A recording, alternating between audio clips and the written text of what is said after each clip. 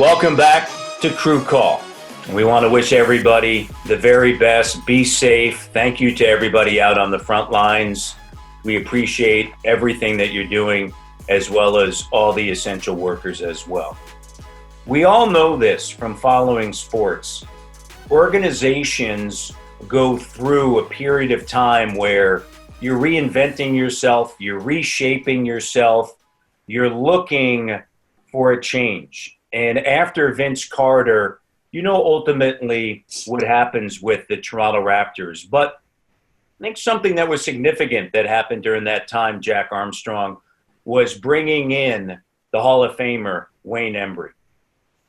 You know, Wayne is one of the most respected guys that has been in the league. And you look at his resume as a player, as an executive. And I give Rob Babcock a lot of credit for hiring him as an advisor along with Alex English. And, you know, then obviously things came apart with Rob Babcock's regime and the opportunity for Wayne to be the interim GM and then pass the baton to Brian Colangelo. Wayne is one of those guys that since obviously with Masai Ujiri and his staff has been just a guy, a great resource for ownership, management, coaches, players, and one of those people when I reflect on my 22 years in the NBA and I think of the people that I've had the opportunity to meet, Wayne is right at the top of the list of those people that I have the utmost respect for. When you're down, you look at the people at the top and you try to emulate the qualities and the movements of those that are successful. Wayne Embry has been to the top. And when he was with the organization, they hired him and they were down. He knew the path that they had to take to get back to the top. And what he started to do before he, you know, as Jack talked about, is, you know, pass the baton, he started to put those things in place. And I always say this, it's like building a house. You need to pour the foundation, make sure there's no cracks, and then you start building on that. And while, you know, you live in the house, you might not see the foundation. It's been set. And I think Wayne Embry did that. I really do, with some of the moves he made. And then stepping into the background and always being there as the consultant, being the ear. And we saw Sam Mitchell do that. Wayne traveled with us on the plane. Sam would always go back to talk to him. So Wayne Embry was a really, really big part of setting the tone for this era, Matty. I think all of us agree.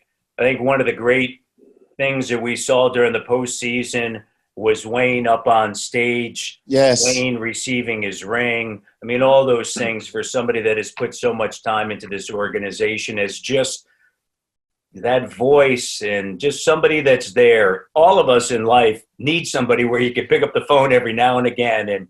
And Wayne has been integral to the Raptors really since that time, as you mentioned, Jack and Jonesy. Sherm, you bring in Chris Bosh in what was a heralded draft, as we know. And you bring in somebody like Bosh to come in, and he all of a sudden starts to emerge after Vince and everything as, okay, here comes the next face of this franchise. Yeah, and you remember back when Chris Bosh started, and he endured a lot of losing. I mean, he was in a franchise that was struggling, and he was thrust into a position where he was being made to be the next guy. And it was a tough situation for Chris. I remember times watching Chris play, and you could just see he was young, he wasn't as strong, and you could see the losing just beating him down physically at times on the court. People were bigger than him, stronger than him. But he had a certain determination about him and a certain kind of way that he went about his business that was pretty impressive for a young man who could have easily gone off the rails in a tough situation when losing was involved. But Chris, to me, was the guy who he fit in the situation because he got the opportunity to really expand himself. He got a chance to really go through those tough times, had the determination, and continue to build into a very, very good player for the Raptors, man. This was a kid who was basically a 20-10 guy. That's impressive in this league. And Chris Bosh was doing it. And we could all argue maybe the pieces were good, maybe they weren't, but he didn't have the right mix around him consistently as a Raptor to have ultimate success. one of the things I admired about him, he didn't accept the losing part. He really fought that losing aspect of his early time with the Raptors. I mean, here's a guy that you could see he was in tears on the bench in games, and a lot of people kind of laughed at that, and some people made jokes about it. But I'm going, this guy cares, man. Like, he really cared about trying to play the game.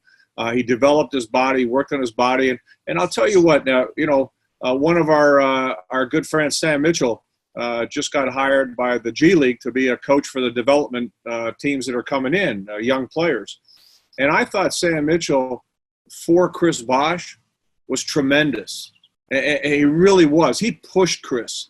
He got on him. He said he wouldn't let Chris settle for jump shots. He made him drive. And you could see the frustration sometimes. And Sam just kept pushing him and pushing him. And Chris ultimately responded to that. So, I think that Chris took an opportunity that wasn't always the best and made the best out of it. And I think, some people like Sam deserve credit for really pushing him to become the best player he could become. And I think one thing was clear to all of us. He was never a number one guy, right? He was never that number one guy. But he was a really good 2, or as he became a 3-man in Miami. But ultimately, I think that, when we talk about Chris Bosh's legacy and the history, I think there had to be a decision made at some point before he ultimately left for Miami that, maybe this is a guy you try to move right now when he's got value. And obviously we know that never happened. When you look at Eric, part of all this, you bring in now Brian Colangelo as the general manager. It's also a time at which you have TJ Ford, Jose Calderon, Rasho Nesterovich, Garbo, right, and what he meant to the organization, Anthony Parker coming in, and you start to see all this being pieced together to get them to the first division title, to get them back into the postseason after an absence. It's interesting, Matt, when all those names that you just rhymed off, and I think back then to what Bosh, and I'll be guilty and I'll admit my guilt of, at the time, maybe not recognizing how difficult it probably was for him as a player. Think about what he went through in terms of the change from guys he was playing with to coaches who he played for to general managers in which he was, looking up to, to transition from Grunwald to Babcock to Embry to Colangelo, from Kevin O'Neill to Sam Mitchell to ultimately yet another coaching change as well with Jay Triano, to be there as a part of the transition from superstar Vince Carter that he's playing alongside to suddenly now here, the keys are yours, you go run with it. And trying to deal with all of that change while still getting it done between the lines. And then now to your point, Matt, bringing in a Brian Colangelo where you finally bring in the talent that starts to make sense, that starts to fit, and finally you start to see, some rewards for the fruits of your labor and the effort that you've put in. And, it ultimately didn't turn out the way the Raptors wanted in those back-to-back playoff years with first-round exits. But I think the fact that the Raptors were moving in the right direction, I think it started with the respect and the credibility that was brought in with Wayne Embry, and certainly then the respect and credibility that Brian Colangelo came with his resume, with his name, with his tenure in the league. And I think that the fact that the Raptors were able to bring that talent around Chris certainly rejuvenated him and thus began the rejuvenation, albeit for a short window, of the franchise. Yeah, you bring up a good point because you then get back into the postseason. You think back to 2008. You're taking on Orlando. You end up losing to Orlando on the heels the year before. You have Sam Mitchell as the NBA Coach of the Year. In the NBA, Brian Colangelo decides to extend him, ultimately moves him out and brings in Jay Triano.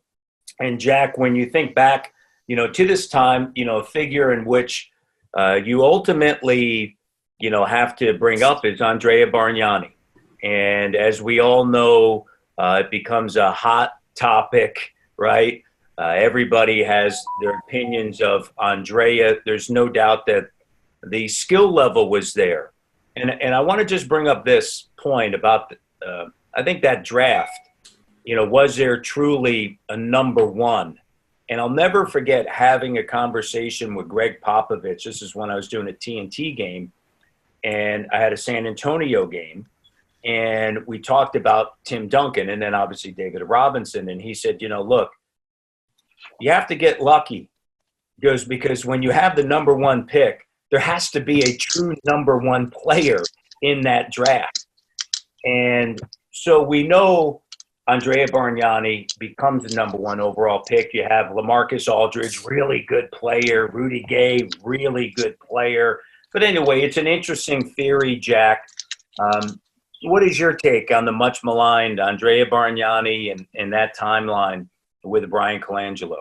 Well, Matt, to your point, you've made a point over the years, and I totally agree with you. The fact that a guy is your franchise player doesn't necessarily make him a franchise player. And to Leo's point, Leo made the point about Chris Bosh. He was your franchise guy, but as we can see with his career, he was a wonderful number 2, number 3 guy. And that's not a knock on either one of those guys. I think Brian Colangelo was ahead of the curve, seeing the potential of what Andrea Bargnani could bring. Andrea Bargnani had all the talent in the world. He won the beauty contest. And if you look at today's NBA, a guy like Andrea Bargnani would be a valued piece for organizations. The difference is that player still has to have the drive and the will to do it. And obviously, when you look at the career of an Andrea Bargnani, he was a reluctant player. He was a guy that didn't would he be a guy that Michael Jordan would poke and prod, or would he pat him on? I think he'd probably poke and prod him quite a bit based upon watching The Last Dance. But Andrea had the talent, but he was a guy you had to poke and prod a lot and didn't have the fire in his belly to be great. But nonetheless, when you look at the talent level that he brought and you look at the vision for how Brian Colangelo wanted to play, I see everything he saw. To echo what Jack was saying, Brian's vision ultimately became what the NBA, what we're playing now. He was with Phoenix, and Phoenix, when they brought in Nash, started to play in that kind of unorthodox fashion, playing guys out of position. Sean Marion was a 4-man, but he was really a 3-man. Amari Stoudemire played the 5. He was really a 4. Steve Nash ran the show. They spread it out. They hit the threes. And a lot of people were saying, I don't know if you can win like that.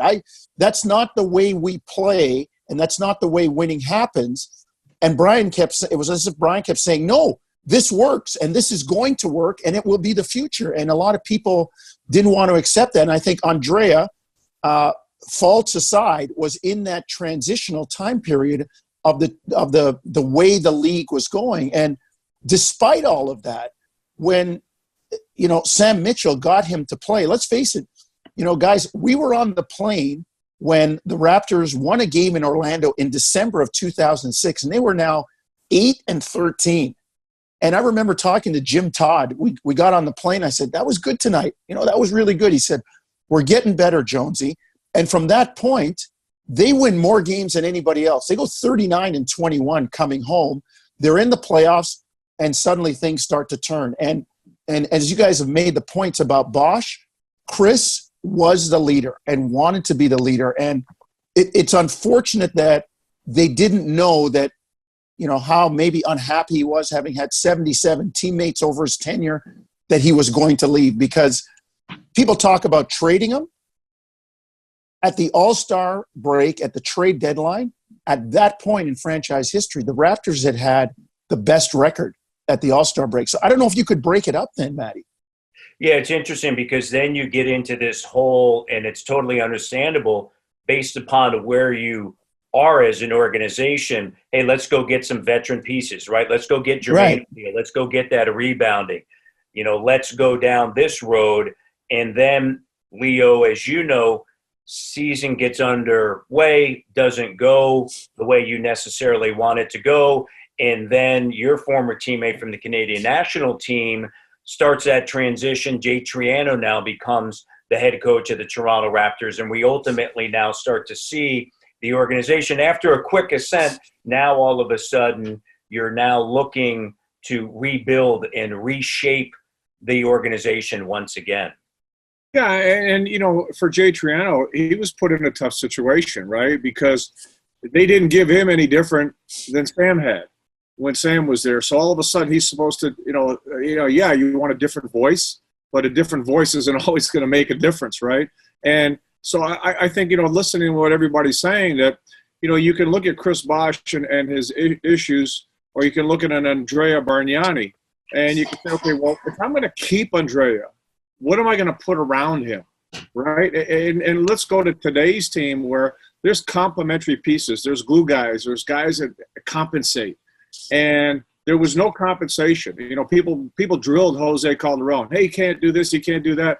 His assist turnover ratio is tremendous. This and that. We'll put the pieces around him to compensate. And so you didn't have that. Remember when Garbajosa went down? I thought they never replaced him. He was a valuable piece that gave him toughness, smarts. You talk about a glue guy. And when he went down, that was it. They never put somebody in his position, and I really think that was one of the biggest hits they took during all that time, losing Garbajosa. And it also, at this time, Eric, really takes you once again from an organization standpoint into an intersection of talent. Vince Carter, Chris Bosh, DeMar DeRozan. And here is a young DeMar DeRozan who's a lottery pick, comes in after 1 year at USC, and you start to see this player emerge for the Toronto Raptors, and you think, this kid's going to be really good. Well, when you think about the DeRozan pick, you think of some of the moves that Colangelo made overall as well.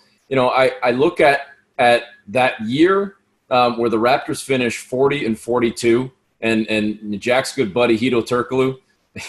That's a team that should have made the playoffs. That's a team that should have made the playoffs. And you wonder, and I don't know if you guys do this, but you sometimes play that woulda, coulda, shoulda game where if the Raptors did make the playoffs that year, does that change the direction of where they go with their coach, where they go with the general manager, where they go with their draft, with other moves? And then how does that impact what we've now lived through since then and the trajectory of the team and acquisitions that are made, et cetera? Because that, to me, was 100% a playoff team. And that's where Chris also sat down the last, week or two of the season with the face injury, with the broken nose, and could he have played with a mask on, should he have played, et cetera, all that stuff. If the Raptors make the playoffs, how different does history look right now? But they miss it.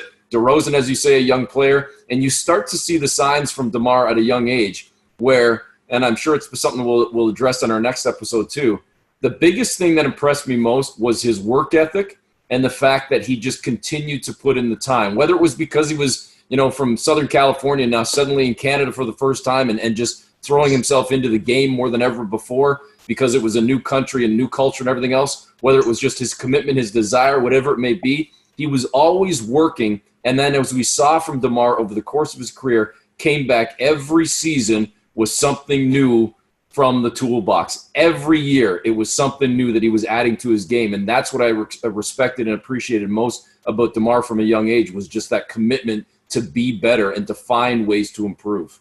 It is interesting, Sherm, when you look, there are pieces there. I mean, you have Jose Calderon, right? There are players now that are being acquired, inclusive of Kyle Lowry coming in. With Brian Colangelo making that deal, that you start to see at least, okay, the reboot is happening. Jay Triano leaves. You have Dwayne Casey come in, pound the rock.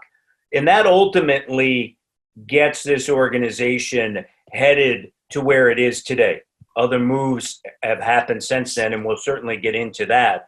But the foundation now, maybe at the time you didn't realize it was going to happen, was starting to get paved. You had Jose Calderon, Kyle Lowry deal, Dwayne Casey comes in, and things start to unfold. Yeah, and I don't know about you guys, but now looking back at the Dwayne Casey hire, who I thought was a very good coach for the Raptors, he didn't necessarily fit Brian's vision of how he wanted to play. So when I look back at it and I think about it, Dwayne Casey brought some necessary foundational things to the Raptors from a defensive perspective. He brought that consistency of the message, the ability for players to buy in and understand that that was the way that they were going to have success. In terms of Brian and the free-flowing offense he wanted to play, I don't think Dwayne Casey fit that bill for him, but to Dwayne's point, he stayed consistent with the message. And as you said, Matt, it started to lay a foundation of what we see today. Some of the pieces that were there that were being groomed to do certain things. And you could argue over Brian's time, he couldn't really find a coach that he wanted to coach this team the way he wanted them to play. But to Brian's credit, he never sat still. He kept on moving. He kept on making decisions to try and help the franchise and kind of fit the vision that he wanted. It didn't work out all the time, but Brian was never a guy who was going to sit there and just say, I don't get it. He's a smart individual. He was creative in the way he wanted to play. It just never worked out with some of the pieces that he had. But I think, when you look back now, guys, obviously what Brian was doing obviously helped to lead to what we see today. And sometimes that gets forgotten when you get into the hype of the moment. But remember, guys like Dwayne Casey, guys like Kyle Lowry, who was brought in by Brian Colangelo, those type of pieces really help lay the foundation for what we're going to talk about in the future in terms of where this franchise is today. Well, two things. Number one, Tim Floyd was an assistant with the New Orleans Pelicans at the time. And I remember chatting with him. And Tim said to me, he goes, you're going to love DeMar DeRozan, because Tim coached DeMar at USC. He said, this guy will not be outworked. He's got a great attitude. He's coachable, comes from a tremendous family, and he is going to be an outstanding pro. And everything he said was dead on. And number two, you talk about Dwayne Casey. There are certain guys that are foundational coaches that come in and just set things in the right path, in the right direction. And Dwayne Casey just did a marvelous job in that regard. And I think he had that tremendous touch. And obviously, I think there were communication issues at times between him and Brian Colangelo. But nonetheless, I think it worked from a standpoint of him getting them in a style of play, at least that there was accountability and consistency, and guys knew where they stood, and there was clarity. And I think the thing I liked about Dwayne was the fact that you knew what your role was. You not only knew it, you had to respect it, and you knew what your teammates' role was. And little by little, he achieved that buy-in. And needless to say, he's a big reason why the Raptors have had this incredible run here over the last 7 years. More on that as we, of course, will join you next time on Crew Call. We have to go again. Thank you. Thank you to the crew for being here. We now leave that up and down, the up and down part of the Toronto Raptors, and you start to see a steady climb back up. And that's really, as we get back to this Crew Call, it's going to be a lot of fun as we talk more and once again on Crew Call. Bye, everyone.